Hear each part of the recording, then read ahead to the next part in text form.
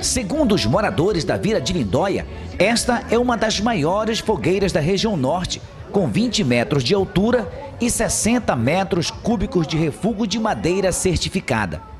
Milhares de pessoas participaram da festa e prestigiaram as danças folclóricas. O momento mais esperado por todos era o de acender a fogueira.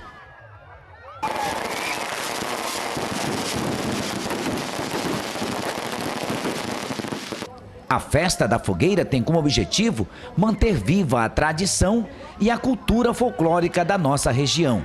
Com certeza, enquanto nós tivermos saúde e vida e ajuda de Deus, estamos mantendo a nossa cultura com vida. Os organizadores dizem que a fogueira fica acesa por pelo menos 2 dias.